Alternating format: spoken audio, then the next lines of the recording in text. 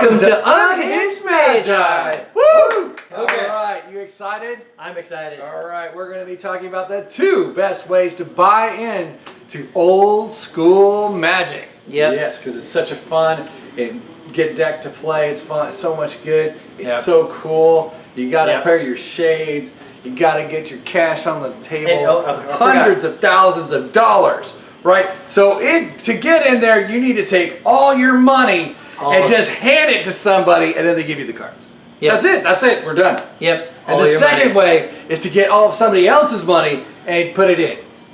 Right? So you go and steal it from your friend's house. Sell their TVs, sell their radios, and then you can actually go to the pawn shop, sell all their stuff, and then you can go buy some cards. That's it. Video's done. Thanks for joining, everybody. Yeah, go rob somebody today.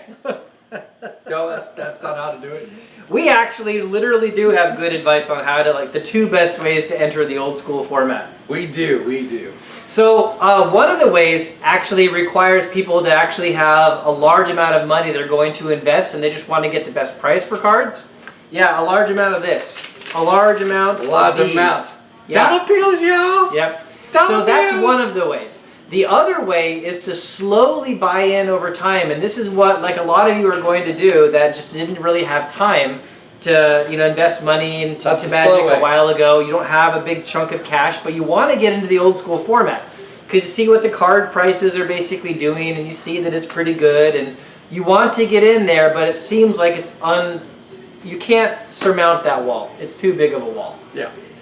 So basically, you actually just want to pick your deck. You want to pick actually whatever kind of style you have or that kind of stuff, and start picking up small items here and there that'll maintain its value over time, like Demonic Tutor. If you're going for a black deck, green, you can be going for at least an unlimited Berserk, because that's like the King Uberdigling card on green, right? Yeah, absolutely. All right.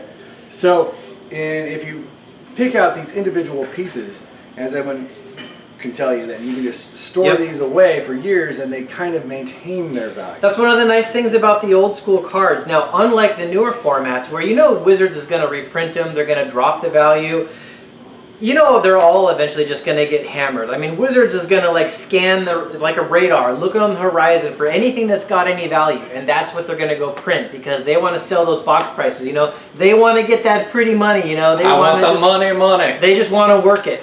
So they're going to do that. But if you put your money into the old school format, then those cards are all not only going up, but they're all kind of going up like relative to each other. And then you can stick that money still in your pocket.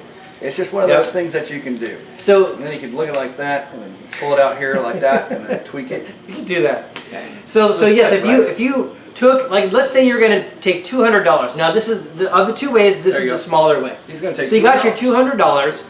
And you go out and you actually buy like a starter deck. That could be like a green ramp deck, because that can be easily done with cheap cards or something like that. Or it could be like a mono black deck, because with Dark Rituals, Hippies, things like that. Love that one better. Yeah, there's a lot that you can do. But here's the concept.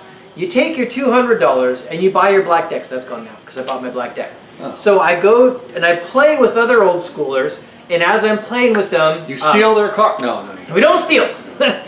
As you're playing with them, a black deck is actually pretty competitive, even with the cheap cards. Remember, guys, you can actually go get revised in 4th edition to get those Hypnotic Specters and those Dark Rituals and those Black Knights and those Drain Lives and things like that. Exactly. Black Dark Ritual, hippie. Bam. Yep, so you're playing that deck, and then over time you're like, okay, I'm going to upgrade this deck. I'm going to buy a Strip Mine for it. Now I'm going to get a couple copies of the Rack. Now maybe I'm going to get an Icy Manipulator. You can start doing little upgrades, and eventually maybe that black deck is now like a $400 deck. And maybe after some amount of time, like, how it interacts, you've learned from the deck and you're ready to move on. So you take that $400 and then you go to a friend's house and you trade or you sell it to buy, and you shift it into maybe like a blue deck? Blue deck. Yeah, blue deck. You got the counter spells and that kind of stuff, and you can also get maybe 1 power. You may not be able to get the power, but you're getting on your way to get power. Yep. So the point is, like, you didn't lose any value going from like your original deck to the other deck, because like those old school cards, they just keep value and they all kind of go up relative to each other. So you shift over to the blue deck for a while, you keep playing it, and then while you're in the blue deck, maybe you pick up a Mana Drain. Maybe you pick up like a blue power piece. Maybe you pick up like a beta version of something, like a counterspell or something like that. Or like a Library of Alexandria, because that fits in most other decks. Yeah. So the point is you do little upgrades, and then at some point you decide, okay, I'm tired of these monocolor decks. Maybe I'm going to buy some Tundras, and I'm going to add Splash White into the deck or something like that. And then you could go with a revised version, which makes it a little bit cheaper, exactly, a little bit more affordable. And then after a while of playing that blue-white deck, now you're bored of that. So maybe like you just, let's say you get bored of the thing overall. So you take the blue-white deck and you shove it in a closet, right? I'm tired of this. Lock it away for like 5 years. You go off and you just play arcade games, or you go play Xbox Live or something like that. I don't know. You do something else.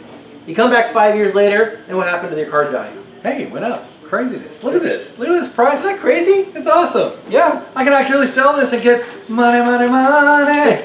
You started with like a deck that was worth 400, then you come back and it's worth maybe 500, maybe 600, something like that. Yeah. The point is it went up in value, right? Because like that's just what these old school cards do, because they're extremely rare, they're original print, there's all these reasons. We've talked about that in other videos. Yes, they maintain their value, and they rise with inflation, or they just rise on their own. And so not only do the cards rise, but since they rise relative to each other, 5 years later you're like, you know what? I really miss playing Magic, but I don't want to play that blue-white deck. So you take that deck out of the closet, you sell it for your $700 now, or whatever it is, and then you go off and maybe you get a black-red. You pick up a set of like... Black Red's actually good. Yeah, Black Red actually is pretty good. Yeah, I like Throw some bolts in with hymns and things like that. There's an awful lot of tools. So you pick up a set of Badlands and you get some Black Red, and then you play that for a while, then maybe you splash green into it. So now you got a 3-color deck, and you got your Taigas and your City of Brass and stuff like that. And now you really City of Brass, like... Can you still play City of Brass from Chronicles? Yes, you can. Okay. Yeah, absolutely. Just making sure, because that's a cheap way to get a City of Brass. So yeah, you guys got to remember that anything that's the original border and the original artwork, and it's not foil, is legal for old school. If it was like printed originally in the original base set, that's Alpha Beta Unlimited, and then one of the other 5 expansions, Arabian Nights, Legends, Antiquities, The Dark, and Fallen Empires. And so Chronicles works, 4th edition works, even some 5th edition work, because they have the same artwork. Really? Yeah, even some Time Spiral cards, the Time Spiral time-shifted cards, which were printed way later, they had the original artwork and the original card frame. They're actually old school legal. Ah, there you go. Like Psionic Blast. So, see, I didn't know that. Yeah. So the point is there's cheap ways to get into it. Now that's the slow way to build yourself into old school. Which I really think is the best way. Because if you're new, for sure. If you don't have most people aren't going to have the money backing to actually do your next suggestion. Yeah. So the other suggestion is, now if you had a bunch of money and you want to get the best price. Sure, now this is like you guys. They use big wad guys, right? So if you're one of those guys, what you do is you go find someone that's selling an old school collection it's a very large collection, and find one that's like at the highest price range that you're willing to put in, right? And now let's say the total market value of this person's collection is like $30,000 or something like that. Or it could be any number. That's actually the market value, not the actual buy, but not the value you're actually going to pay. And so what happens with that seller is they know that their collection's worth like $30,000, but that also means that they have to actually put all this effort into selling. They have to take risk every time. Some people are going to rip them off. There's this whole thing that's going to happen. It's difficult. And so what a lot of people do, which I think is crazy, honestly, when you're talking about that much money, what a lot of people will actually do is they'll be willing to take a large offer that's close enough to what the money that they want, but it doesn't force them to do all this work. And so you go to that guy that has a $30,000 collection and you say, here's $20,000 cash, right? Yeah. And the other thing they can take a discount on is if you give them cash, the one thing they're not going to do is report it to the IRS. So that's like a savings for them. So I'm not telling you should do that. That's a terrible thing to do. Yeah, pay your taxes, people. Pay your taxes. But people do that. They sell their stuff and then they don't pay their taxes on it. That's right. And that's why cash is always king, because you can tell them, well, you don't have to pay taxes. You're not going to pay that 30%, so you get to keep that 30%. Hey, Mr. Seller, I noticed that you're selling your cards, and that's a $10,000 collection. I'd like to offer you $6,000 cash right now. $6,500? Okay, fine. $6,500. A little bit more. All right, good deal. Okay. We got it. Okay, there we go. And see, that's how it works. Be sure to slap him in the face with the money too, because that's funny. Yeah. Oh yeah, and plus, nobody minds being slapped in the face with money. It just. Yeah, actually, I'm really not sure if I would mind that. Actually, what they should do is have massage parlors where they take stacks and go whack, whack, whack, whack, whack, whack. No? Maybe. I don't know. That's a new business idea. So the hardest thing of Plan 2 is there's two things. One of them is that you have to have a large amount of cash to put into it.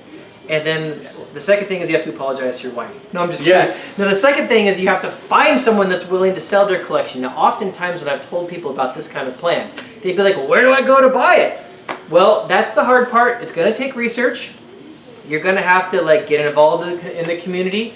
You're going to have to join some Facebook groups where people are buying and selling cards and do a couple smaller transactions so people get to know you. Yeah, you have to schmooze. Yeah, you just got to get yourself involved. You're not going to have one of these collections go rolling past you if you're just sitting back in your house, on your back porch, smoking your cigar, having a good time, Somebody's not going to just walk up on your back porch and say, hey dude, you want to buy all my power? I don't really know, man. I don't really know. It's not going to work like that, guys. No, it's not going to work like that. You're going to have to put a little bit of work into it. But I really like these two suggestions, and I wanted to put these out there because people ask all the time. They'll talk about how expensive these formats are. How do you get into it? This is how. There's another way you can do it too, to buy a massive collection. You can watch stores, and when buy lists start to drop inside the reserve list, you can call up any store, and sometimes they're willing to dump their product because the buy list, they're dropping it because they have too much inventory. Mm-hmm. And they need to get the lights on. That's true. Just saying, it's a good time to target them. That's true. There's some big names I know that I could mention that do that exact same kind of thing. And it works. But you have to go in with the cash. You have to go in with the cash. Yeah. They're not going to want to have a wire. They're not going to want to have the record. And that relationship has to be established beforehand. Oh yeah. I mean, generally, whoever it is that's going to be selling, they're going to want to have known you beforehand for a while because, they don't want everybody knowing they're in this position, and there needs to be a level of trust there, and you had to have been the first person that they're probably going to talk to because, whoever they went to and said this that was a good investor that had money to do it, they probably would have just done it and you would have missed out. Yep. You got to schmooze. You got to schmooze. Yep. However, I still like the cheaper way better. It's more acceptable to everybody, and everybody can get into play. Yeah, you're definitely going to learn more in the cheaper way. And to some extent, that's kind of what I'm doing right now. I've already got my base set of cards, but I'm slowly adding to that. There's times every once in a while I'll take a wad of cash and I'll buy like a pile of cards. So I kind of dabble into the secondary one, but for the most part, I'm kind of slowly working my way in, buying cards here and there. Yeah, I'm pretty much just trying to focus on buying the unlimited power set so I can play with Edwin, and Edwin will finally say, hey, don't you feel good about playing with actually original cards? And I'm going to kill you with fork. Yeah, that's not going to happen because I'm going to howl from beyond you, and that's going to be the end. It's probably what's going to happen. Yeah. There's one more thing I'd like to talk about, and that is with the old school format. I wanted to know Edwin's actual thing. I didn't tell him about this. But I think when they have old school tournaments, they should have old school tournaments that have certain cards removed that are way too expensive anyways. Like all the power, maybe a Library of Alexandria. I think they should have both formats when they actually start doing the tournaments again. Like one for the regular people who can't actually have, because I know a lot of old schoolers don't like to play with the Black Lotus proxies. It would definitely change the format up quite a bit to remove like P9 and stuff just for like some of the sections. Yeah, no, this would just be a different kind of format because you would just remove the expensive uber king of dingaling of cards. Yeah, that's something that's worth exploring. Something I can tell you is happening right now. Like the New England old school group, I just did a tournament with them. And they actually allowed homelands into one of their ones we just did. That's actually nice. To really like expand it open. And then another thing they did in the one right beforehand, they removed Library of Alexandria and Mind Twist and Ancestral Recall to just bring the power level down of the format. Yeah, that would do it. And that actually works pretty good because, as you and I both know, Mind Twist or Library, they'll both win the game single-handedly. And it doesn't really matter how bad your deck is with Library of Alexandria. When you get it on the board and the other person doesn't, your draw factor is just huge. Yeah, it just single-handedly will win the game. Yeah. So yeah, there's some of that kind of playing around back and forth, changing the formats that's happening out these days. So I think that's great. I like the idea of players on their own being able to explore the different formats, change it up and keep it fresh. And I think that's kind of always been what's beautiful about Magic, honestly, is that you can do that. Yeah, you can. You could also just take a set like Time Spiral, or you could just take like Onslaught and just shove it into Old School for a few months, right? I think that would be the best thing to do ever. And I think we should do that with Old School and whatever the current set is. That'd be kind of cool. Do some of the the latest set into Old School for a little while. Exactly. So yeah, that would be fantastic. Yeah, I want to see that cool. happen. We're kind of getting off track. We are, sorry. That's a different video. Okay, so yeah, the 2 best ways to buy into Old School. There you go, guys. Did you like the shirt? Yeah, I love it. Did you guys like my shirt or his shirt better? That's a good choice. Did you like the money better than both the shirts? Okay, bye everybody.